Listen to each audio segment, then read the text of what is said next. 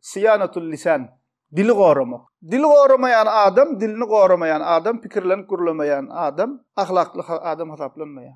Bu insanın şu wagt en köp arasını bozyan zat näme? Dillemi. Dini dünýäwi tapawudy ýok. Iki barmak dil sünki ýok. Adamlaryň arasyny näme diýär? Weýran edýär. Dogan düşman edýär. Maşgalada erheleyi düşman edýär. Goňşy şoňa meňzeş. Dil bilen. We dil şonuň galaky dili dogry ullansa insanyň arasyny düzeldi bolmaly. İnsanyň arasyny haýryna da wesile edip bolýar. Şoň üçin gaýtalap edýän ulamalar diýär, dilini düzeltmeýän adam gowy ahlakly adam hesaplanmaýar diýär. We ulamalar diýär, ýani Peýgamber sallallahu aleyhi we sellemiň bu diýmek näme? Kim Allah we ahiret gününe iman edýän bolsa, ýa hayır urlasın ya da dımsın. Birinci bilen Peygamber sallallahu aleyhi ve sellemin şunu biz çağırayan adı näme diýär? Fihi da'watun lit-tafakkuri fil kelami qabla nutqi bihi. Peygamber sallallahu aleyhi ve sellem biz şuna çağırýar diýär, gurlamazdan pikirlenmeklige çağırýar diýär.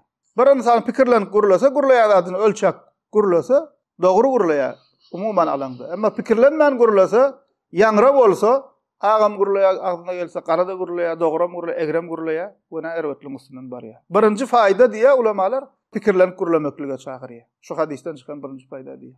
Gurlaýan aýtjak zatlarymyz diýär jemi 3 bölege bölünýär diýär. Birinjisi dolulugyna haýır bolan sözler.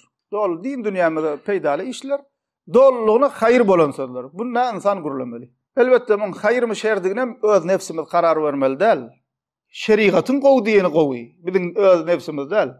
Öz ýalan adam gıybet edýär, gowy iş edýän bikam diýär-de. Öz nefsine görä. Şoň üçin bu gowmy ýalňyşmy näme görä karar berilýär? Şeriatyň gowdyny gowy. Biziň öz nefsimiziň däl. Birinji diýmek aýtjak gurulajak zatlarymyz dolully haýır bolan, peýdaly bolan sözler. Bunda näme gurulamakda hiç ilne mesele ýok diýär ulamalar. İkincisi haram bolan sözler. Gıybet, töhmet, ýalan, hapa söwünç, o şoňa meňzeş. Başkalarına näme at takmak, erwet atlar takmak, adamyň arasynda kine düşmanlyk döredýän sözler gurulamak, agdalylyga sebäp boljak zatlar gurulamak. Bular hemmesi näme ulamalarda haram, bular gurulamak bolmaýar diýär. Üçüncü näme? Şüpheli. Bileňok, bu sözde haýır barmy, şer barmy?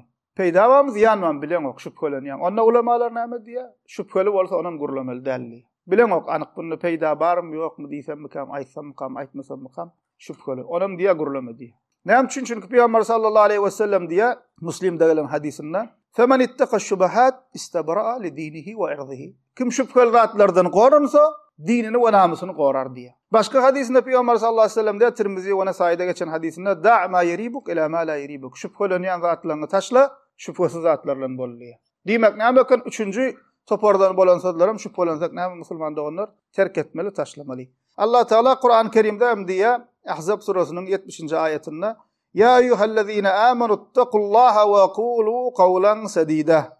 Ey iman edenler, Allah Teala'dan korkun ve doğru söz sözlen diye. Kur'an-ı Kerim'de näçe ýerde Allah Teala bize näme ýaxşy söz sözlen, doğru söz sözlen diýip näme Kur'an-ı Kerim'de näçe ýerde Allah Teala bize buyurýar. Bu dilin sebäp bolýan zatlarynyň Peygamber sallallahu aleyhi ve sellem kan hadislerde aýdýar, "Kawat insan pikirlenmän bir söz diýer" diýe, şol sebäpli jahannamiň düýbüne oklanır diýe.